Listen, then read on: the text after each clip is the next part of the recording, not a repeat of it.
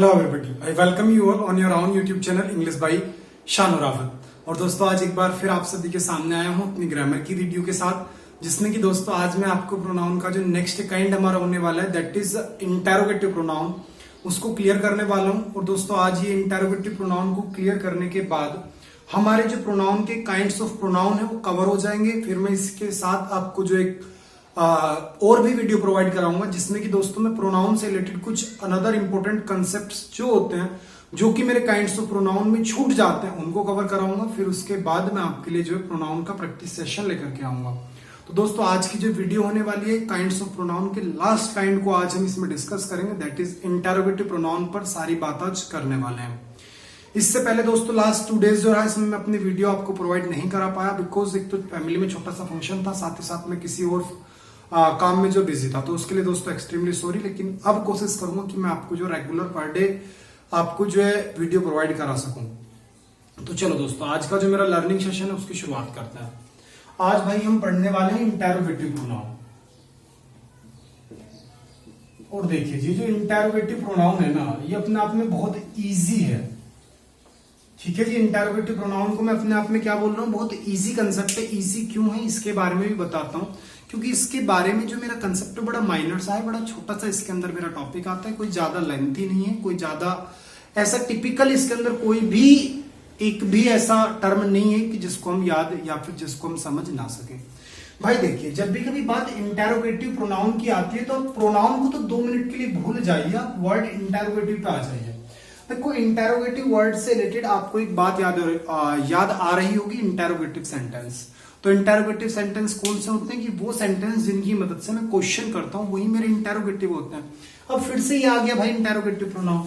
तो देखो इंटेरोगेटिव का मतलब ही क्या है, आपका इंटेरोगेटिव का मतलब ही होता है आपका एक तरीके से क्वेश्चन, प्रश्नवाचक, ठीक है ना। तो प्रश्नवाचक हो गया इंटेरोगेटिव। अब ये क्या है भाई, प्रोनाउन है। प्रोनाउन क्या होते हैं कि जो नाउन की जगह आ रहे हैं, इट्स मीन्स कोई भी एक ऐसा वर्ड जो कि प्रोनाउन हो, साथ ही साथ वो सेंटेंस में क्वेश्चन करे आपसे, तो वही आपके सारे सभी प्रोनाउंस को हम बोल देते हैं मेरे भाई इंटेरोगेटिव प्रोनाउन। बात समझ में आई? फिर से समझिए, कोई भी एक ऐसा प्रोनाउन जो कि सेंटेंस के अंदर स्टार्टिंग में आकर के, या फिर ऐसे समझो जो कि सेंटेंस के स्टार्टिंग में आकर के क्वेश्चन आपसे जो कर रहा है या फिर क्वेश्चन वर्ड का काम कर रहा है, तो वही सारे के सारे आपके प्रोनाउन कहलाए जाते हैं इंटेरोगेटिव प्रोनाउन। और दोस्तों इस इंटेरोगेटिव प्रोनाउन के अंदर मेनली हम केवल 3 प्रोनाउन की जो है बात कर रहे होते हैं जिन पे हम मेजर डिस्कशन अपना जो करता है।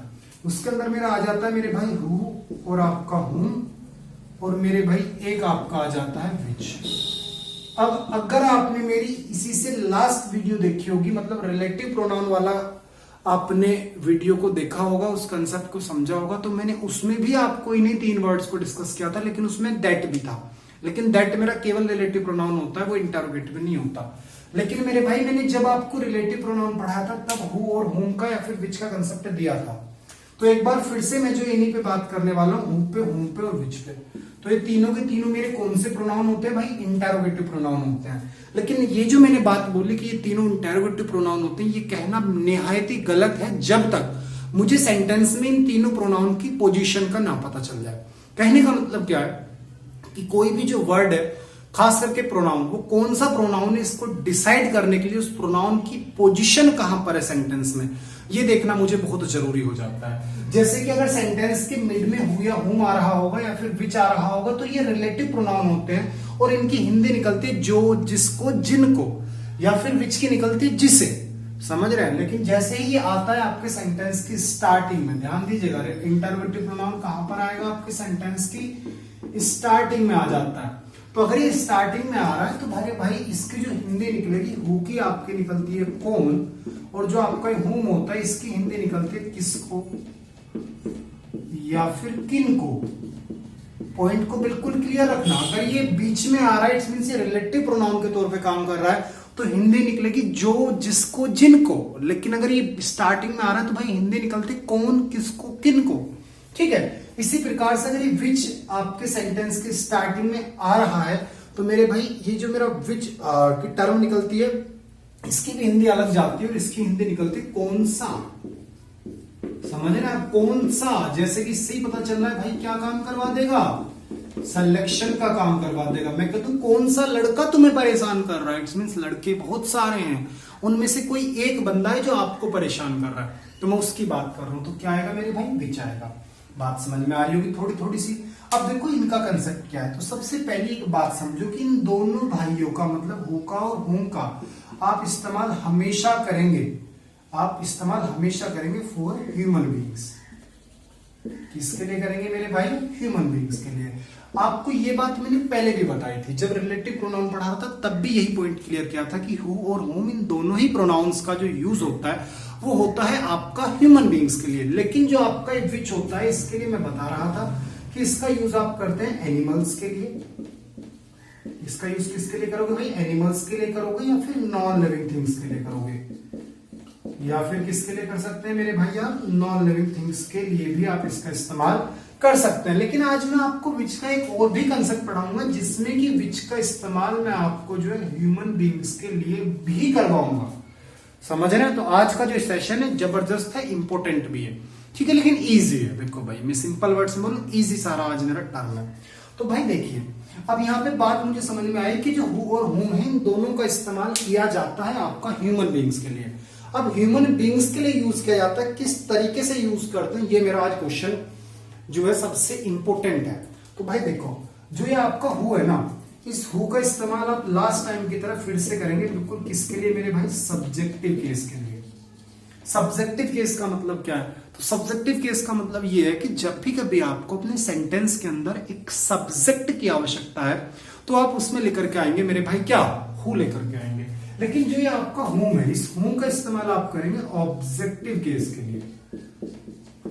किसके लिए करेंगे मेरे भाई, ऑब्जेक्टिव केस के लिए करेंगे। इसका मतलब क्या है कि अगर आपको अपने सेंटेंस के अंदर ऑब्जेक्ट की आवश्यकता है तो आप हुम लेकर के आएंगे। अब भाई एक चीज में मत फंस जाना, यहां पर मैं वर्ड लिख रहा हूं केस, तो केस कुछ नहीं होता, केस का मतलब होता है यूज। कि जब भी कभी आपको अपने सेंटेंस के अंदर जो प्रोनाउन है उसका यूज कैसे करना है, ऑब्जेक्टिव यूज करना है। मतलब प्रोनाउन का यूज आप एक ऑब्जेक्ट के तौर पे करना चाहते हैं तो वहां पर आप होम लेकर के आएंगे। और अगर आप अपने सेंटेंस के अंदर प्रोनाउन का इस्तेमाल एज अ सब्जेक्ट के तौर पे करना चाहते हैं तो आप वहां पे हु लेकर के आएंगे। दूसरी बात समझ लो, अगर सेंटेंस के अंदर हिंदी निकल रही है कौन की, तो आप हु लेकर के आएंगे। और अगर हिंदी निकल रही है किसको, किनको, या फिर किसी थर्ड पर्सन या फिर अनदर पर्सन की बात करें तो आप हुम लेकर के आएंगे। और बात समझो कि अगर सेंटेंस के अंदर जो मेन डूअर है, कौन है मेरे भाई, मेन डूअर है आपका जो मेन हीरो है, ठीक है। अगर मेन हीरो की बात हो रही है या फिर मैं बोल दूं मेन डूअर की बात हो रही है, ठीक है जी, हीरो की बात हो रही है या फिर डूअर की बात हो रही है, कट गया कोई बात नहीं भाई, ठीक है। चलिए देखिए भाई, हीरो की बात हो रही है या फिर आपका जो डूअर है उसकी बात हो रही है या फिर जो आपके सेंटेंस का मेन सब्जेक्ट है आप उसको लेकर के डिस्कशन कर रहे हैं, तो भाई किसका यूज होगा, हु का यूज होगा। बात समझ में? जैसे रिलेटिव प्रोनाउन का कंसेप्ट था ऑलमोस्ट क्या 95% कंसेप्ट वही है, केवल 5% बदलता है। क्यों बदलता है कि इस बार पोजीशन बदल गई, पहले वो मिड में आ रहा था अब ये स्टार्टिंग में आ गया, पहले वो रिलेशन दिखा रहा था अब ये क्वेश्चन करने लग गया। समझ रहे हैं भाई? इसी के साथ ही साथ आप डूअर की बात नहीं कर रहे, किसी अनदर पर्सन की बात कर रहे हैं, इट मींस आप अपने सेंटेंस के अंदर ऑब्जेक्ट की बात कर रहे हो या फिर किसी भी थर्ड पर्सन को लेकर के आप डिस्कशन कर रहे हो। मतलब किसी जो ऑब्जेक्ट है आप उसको हीरो बना रहे हैं, उसके बारे में मुख्य तौर पे बात की जा रही है, तो मेरे भाई उस कंडीशन में किसका यूज हो जाता है, होम का यूज हो जाता है। बात पल्ले पड़ रही है मेरे भाई, आई होप बिल्कुल पल्ले पड़ रही होगी, बिल्कुल आप सभी के जो माइंड में टॉपिक जा रहा होगा। चलो तो यहां तक की बात समझ में। तीसरी बात एक और समझो, जो जबरदस्त टॉपिक मैंने आपको एक बार अभी लास्ट टाइम पढ़ाया था रिलेटिव प्रोनाउन के कंसेप्ट में, मैंने ट्रिक पढ़ाई थी, याद आ रहा होगा, हु और हुम के रिगार्डिंग ट्रिक पढ़ाई थी, और ट्रिक थी बहुत जबरदस्त, मेरी खुद की बनाई हुई थी।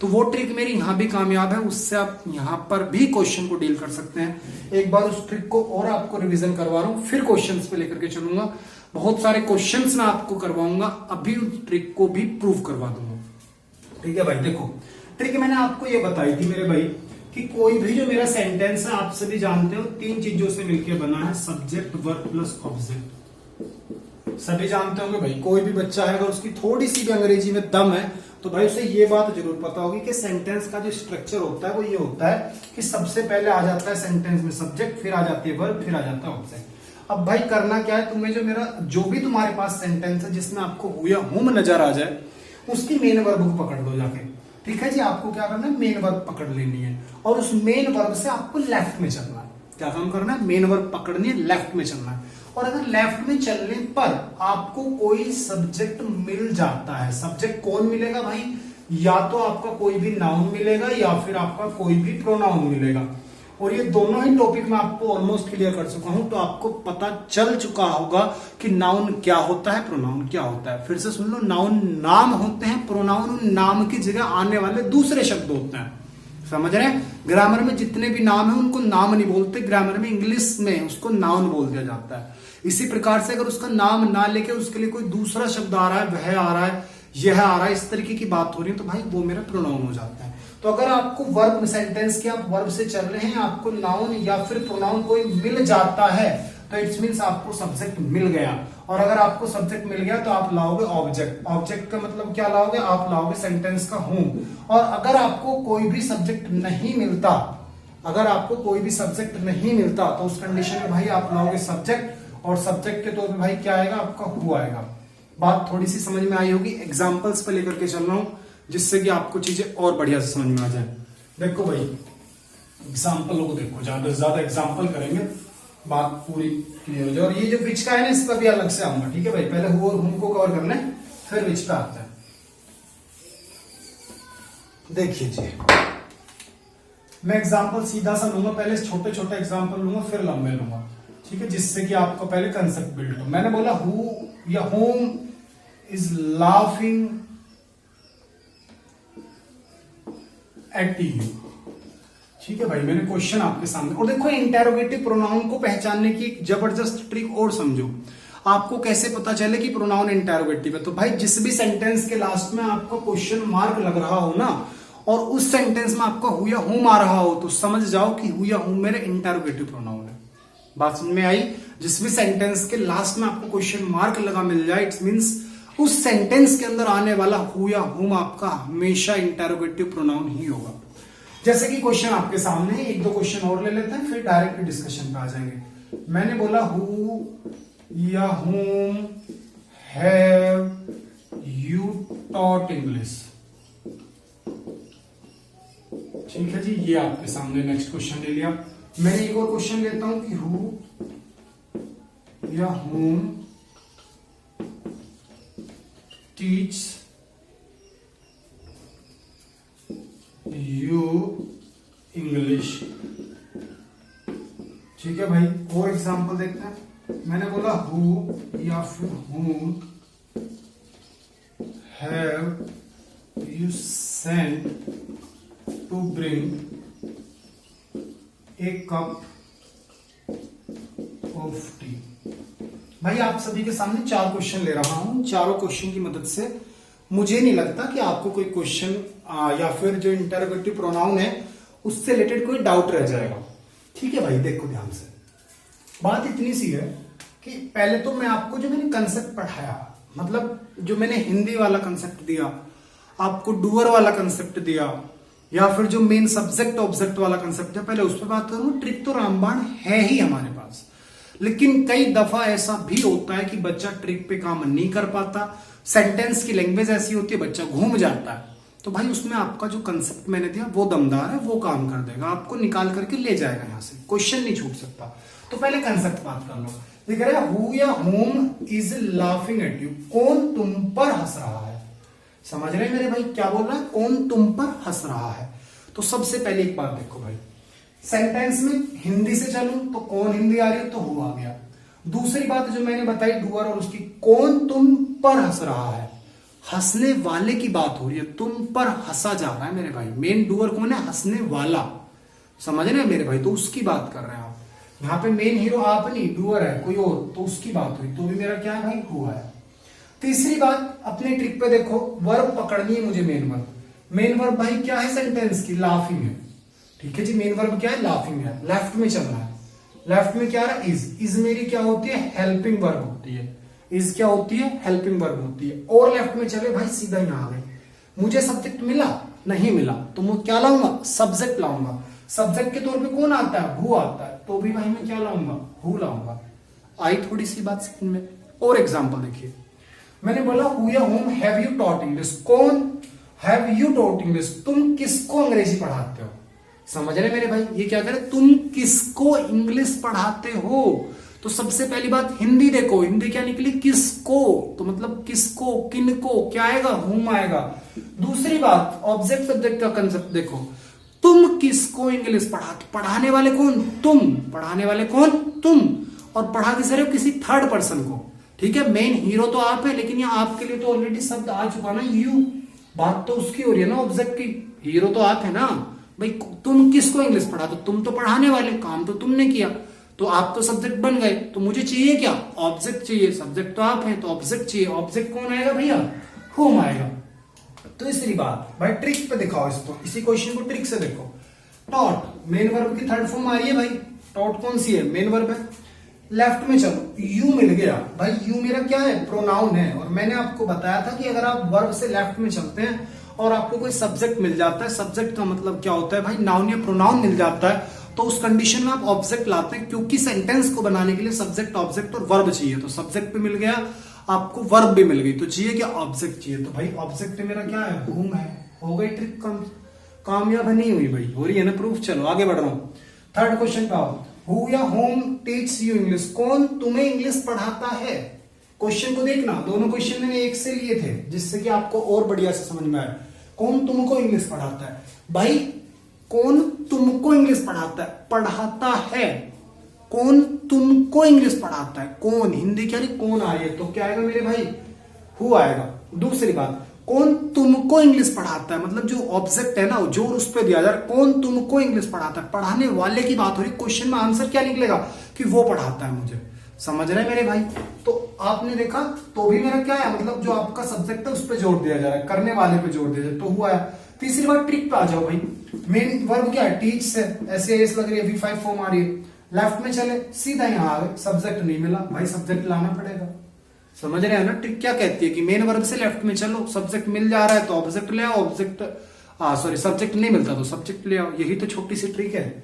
चलो फोर्थ एग्जांपल पे आ जाओ, ये कह रहा है, हु या whom have you sent to bring a cup of tea, तुमने किसको एक कप चाय लाने के लिए भेजा है।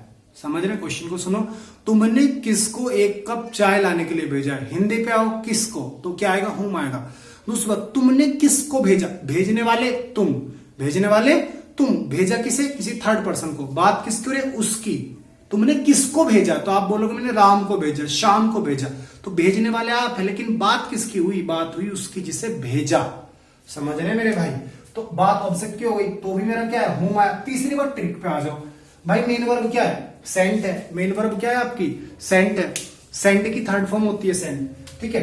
अब देखो भाई, थर्ड फॉर्म आ रही है, सॉरी सेकंड है, सेंट तीनों सेम होती है।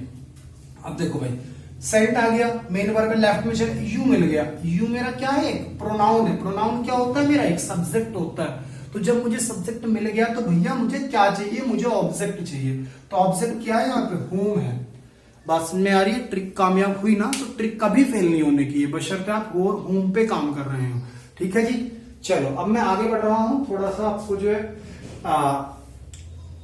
एक तो क्वेश्चन और दे देता हूं जिससे और बढ़िया समझ में आ रही है। चलो और एग्जाम्पल पे काम कर लो, पहले इसी पे जो भी पढ़ेंगे जबरदस्त तरीके से पढ़ना है।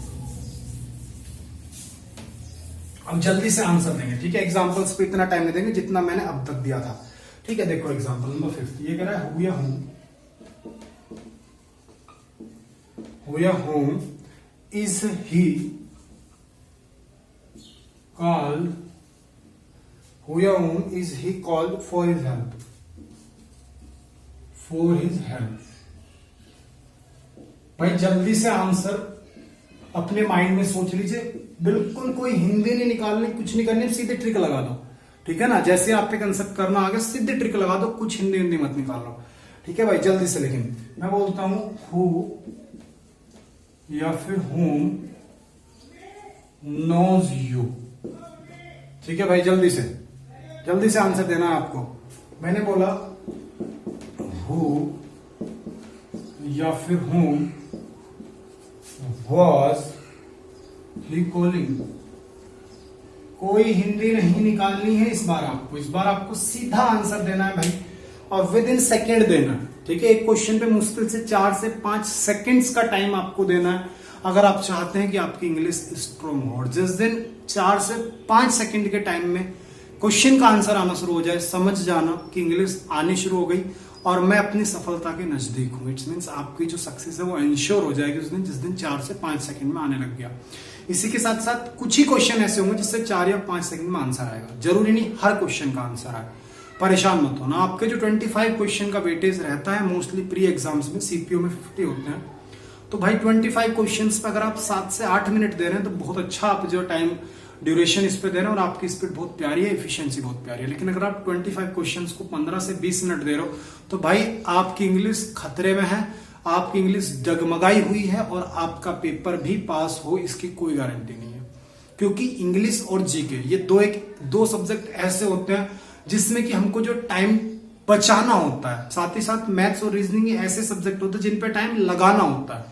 तो अगर आप 100 क्वेश्चन का पेपर जो करने जा रहे हैं, प्री एग्जाम देने जा रहे हैं, मान के चलो CHSL या फिर CGL प्री दे रहे हैं आप, तो भाई 100 क्वेश्चन है, आपके पास 60 मिनट है, तो आप टारगेट बनाइए कि लगभग 15 मिनट में मेरे जो 2 पोर्शन कवर हो, इट्स मींस जीके और इंग्लिश, ये 15 मिनट में निकलनी चाहिए। अगर ये 15 मिनट में आपने निकाल दी तो उसी टाइम पे कॉन्फिडेंस इतना बिल्ड हो जाएगा कि उस 45 मिनट्स में आप जो बचे 50 क्वेश्चन है उनको भी निकाल के ले जाओगे और उनमें आपकी एक्यूरेसी भी बहुत जरूरी है और उस पर टाइम भी लगेगा। तो भाई स्पीड लाओ इंग्लिश में, जीके में टाइम लगना ही नहीं है, पढ़ना है, आता है तो करो, छोड़ो वरना। समझ रहे हैं? तो भाई इंग्लिश में स्पीड मेंटेन करती है, तो स्पीड यहां से बनती है, कंसेप्ट से बनती है। क्वेश्चन पे आ जाओ। मेन वर्ब क्या है? कॉल्ड। लेफ्ट में चला, क्या मिला? ही। तो सब्जेक्ट मिल गया, क्या चाहिए? ऑब्जेक्ट। इसी के साथ आगे बढ़ता हूं। मेन वर्ब क्या है? नो। लेफ्ट में चला, भाई सब्जेक्ट नहीं मिला, सब्जेक्ट चाहिए। इसी के साथ मेन वर्ब क्या है? कॉलिंग। लेफ्ट में चला, ही, सब्जेक्ट मिल गया, क्या चाहिए मुझे? ऑब्जेक्ट चाहिए। क्या आएगा मेरे भाई? होम आएगा। बात समझ में आ गई सभी को? तो इस तरीके से आपको जो क्वेश्चन डील करना है, अगर इस तरीके से क्वेश्चन डील हो रहे हैं तो भाई ठीक है, अदरवाइज खतरे में हो। ठीक है जी, चलो आगे बढ़ता हूँ। कोर होम को मैं यहीं पे क्विट कर रहा हूं और अब मैं बात कर लेता हूं आप सभी के सामने विच की।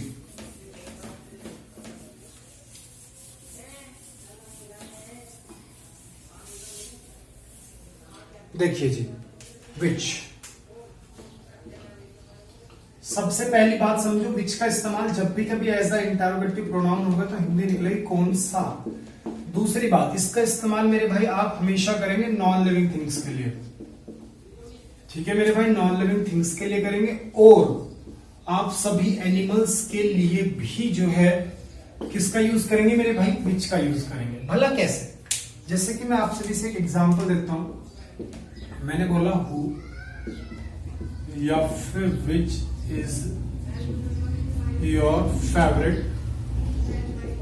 कलर। ठीक है मेरे भाई, मैंने बोला कौन सा तुम्हारा फेवरेट कलर है।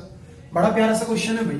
क्वेश्चन में बात किसकी कर रहे हो? कलर की कर रहे हो। कलर मेरा क्या है? नॉन लिविंग थिंग है अपने आप में भाई, एब्स्ट्रैक्ट नाउन है ना, तो नॉन लिविंग थिंग हुई, तो क्या आएगा मेरे भाई? विच आएगा। इसी के साथ दूसरा एग्जांपल देखो, मैं बोला हु या फिर विच, हु या फिर which is your pen. Normal सी बात कर रहा हूँ भाई, विच इज योर पेन या हु इज पेन। क्वेश्चन बड़ा आसान है, ये अंडरस्टैंडिंग भेजता भाई। पेन की बात कर रहा हूँ, पेन मेरा क्या है? नॉन लिविंग थिंग है। जब नॉन लिविंग है तो भैया क्या आ सकता है? विच आ सकता है। तो ये तो कोई क्वेश्चन में जान हुई नहीं, ठीक है ना, इस कंसेप्ट में तो जान थी नहीं। अब इससे अगला जो कंसेप्ट है वो दमदार है, उसको समझना मेरे भाई कि जो विच है, विच का यूज आप एक ह्यूमन बीइंग के लिए भी कर सकते हैं।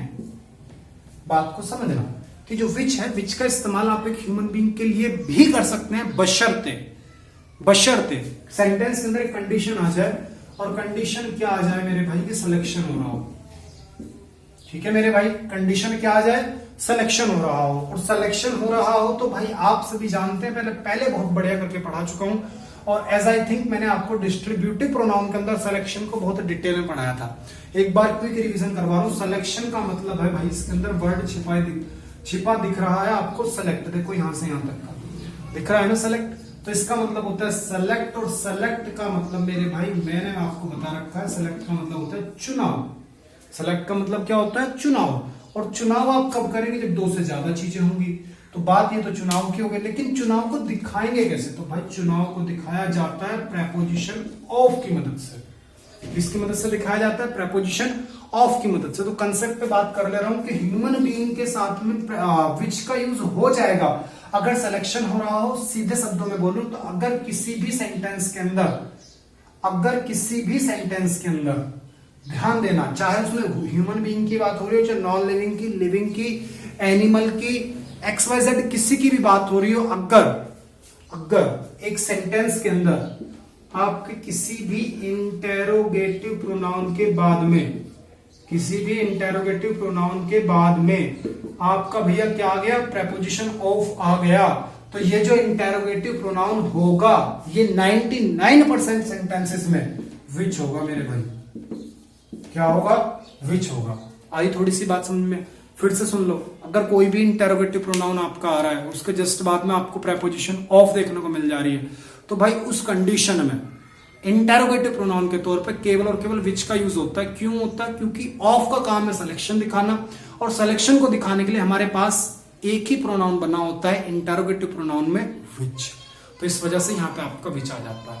समझ रहे हैं भला कैसे? एग्जाम्पल्स पे थोड़ा चल दूं भाई, इन्हें साफ कर दे रहा हूं। देखो ये हमने पढ़ लिए, ठीक है, इन एग्जाम्पल्स को मैं साफ कर देता हूं। अब देखिएगा मैं किस तरीके से बात को आपको समझाना चाह रहा हूं, क्या मेरा मेंटली मैं चाहता क्या हूं। मैं आपसे कहना चाह रहा हूं विच या फिर who of the 5 students is intelligent. देखो मेरे भाई, ये कह रहा है पांचों स्टूडेंट्स में से कौन सा स्टूडेंट जो है इंटेलिजेंट है। क्या कह रहा है, पांचों स्टूडेंट्स में से कौन सा स्टूडेंट इंटेलिजेंट है। भाई बात को समझना, सेंटेंस में बात किसकी हो रही है, स्टूडेंट्स की हो रही है। स्टूडेंट्स है ह्यूमन, तो बच्चे का दिमाग जाएगा हु आना चाहिए, हु ऑफ द 5। लेकिन मेरे भाई ध्यान देना कि इस इंटेरोगेटिव प्रोनाउन के बाद में क्या आ रहा है, ऑफ आ रहा है। ऑफ का काम क्या होता है, सिलेक्शन को दिखाना होता है। तो जैसे ही सेंटेंस के अंदर आपका सिलेक्शन हो गया, तो आप वहां पर क्या ला सकते हैं, केवल और केवल भाई विच ला सकते हैं। तो यहाँ पर आपका आएगा विच ऑफ द 5 स्टूडेंट्स। तो आप यहाँ पे देख रहे हैं स्टूडेंट मेरा ह्यूमन है, और ह्यूमन के साथ में मैंने किसका यूज करवा दिया, विच का यूज करवा दिया। जबकि मैं खुद कह रहा था कि विच का यूज नॉन लिविंग और एनिमल्स के साथ में होता है। तो भाई इस पॉइंट को परेशान नहीं होना सोच करके आपको कि विच का तो केवल एनिमल्स या फिर ह्यूमन के लिए, नॉन लिविंग के लिए होगा। नहीं भाई, विच का यूज सभी के लिए हो जाएगा, बशर्ते सेंटेंस के अंदर आपका सिलेक्शन हो रहा हो। बात समझ में आ गई? तो इस तरीके के बहुत सारे एग्जाम्पल्स जो बनाए जा सकते हैं, जिसको आप खुद से बना लीजिएगा, या फिर चलो 1-2 एग्जाम्पल मैं ही और दे देता हूं। मैंने बोला विच या फिर who of the 2 boys is there. दोनों लड़कों में से कौन सा वहां पर है। समझ रहे भाई, नॉर्मल सा क्वेश्चन है। बात किसकी हो रही है, बॉयज की हो रही है। बच्चा सोचेगा हु आना चाहिए, लेकिन मेरे भाई ऑफ भी तो आ गया। इस ऑफ का काम है सिलेक्शन दिखाना। सिलेक्शन कौन दिखाएगा, विच दिखाएगा। तो भाई क्या आएगा इसमें, विच आपका आएगा। समझ रहे ना, कभी भी यहाँ पे हु नहीं आ सकता, होम नहीं आ सकता, केवल और केवल विच आएगा। बात समझ में आई होगी भाई। चलो, तो ये थोड़ा सा इंटेरोगेटिव प्रोनाउन का कंसेप्ट था, जो कि आज कवर करवा दिया। इसमें ज्यादा कुछ है नहीं, इससे ज्यादा मत पढ़ना। बिना मतलब की नॉलेज जो है ये लिमिटेड होनी चाहिए, लेकिन बेस्ट होनी चाहिए। It's means exam oriented topic पढ़ो, फालतू चीजें मत पढ़ो। क्योंकि मेरा अपना मानना है कि कोई तुम्हारी नॉलेज नहीं देख रहा, हर कोई तुम्हारे मार्क्स देखता है। इसी के साथ ही साथ हर कोई आपको देखेगा कि आपने कितने एग्जाम क्वालिफाई करे। ये कोई नहीं देखेगा कि आपने 20 किताब पढ़ ली। नहीं भाई, कोई फायदा नहीं। हमेशा बढ़िया पढ़ो, थोड़ा पढ़ो, लेकिन ऐसा पढ़ो जो पेपर में आ जाए, ठीक है ना। और यही मेरा टारगेट है अपने चैनल पे आने का, कि मैं अपनी लिमिटेड चीजें पढ़ाऊंगा, कंसाइज वे में पढ़ाऊंगा और बेस्ट दूंगा। पेपर पास करवाना है, ना ही तो मुझे खुद टीचर बनना और ना ही मुझे आपको बनाना। मैं एक एजुकेटर हूं एज अ प्रोफेशन, समझना। और प्रोफेशन में भी इसलिए आ गया क्योंकि मेरा पैशन था, लेकिन मेरा लॉन्ग टर्म प्रोफेशन में ये नहीं चल रहा। मुझे भी अपना जो कुछ सोच रखा है, ठीक है भाई। तो बढ़िया पढ़ो, थोड़ा पढ़ो, लेकिन बेस्ट क्वालिटी हो, उसमें समझौता नहीं होना चाहिए, ठीक है भाई। चलो, तो आई होप बढ़िया आपको समझ में आया होगा। अगर आपको लग रहा है कि वीडियो हेल्पफुल है, आपकी नॉलेज बढ़ा रही है, आपको हेल्प करे, तो भाई वीडियो को लाइक करें, ज्यादा से ज्यादा इसको शेयर करो, जिससे हर एक भाई की मदद हो सके। मेरे चैनल पर भी काफी अच्छा खासा जो है सब्सक्राइबर होने चाहिए, जिससे कि हर किसी तक ये वीडियो पहुंचे, ठीक है भाई। चलो, तो मिलता हूं नेक्स्ट वीडियो में, तब तक के लिए bye bye, take care, wish you all the very best.